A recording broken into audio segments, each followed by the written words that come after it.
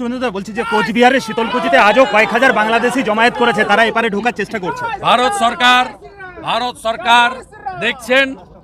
ভারত সরকার দেখছেন গতকাল নরেন্দ্র মোদীজি হিন্দু এবং মাইনরিটিদের সুরক্ষার কথা ওখানকার তত্ত্বাবধায়ক প্রধানকে জানিয়েছেন।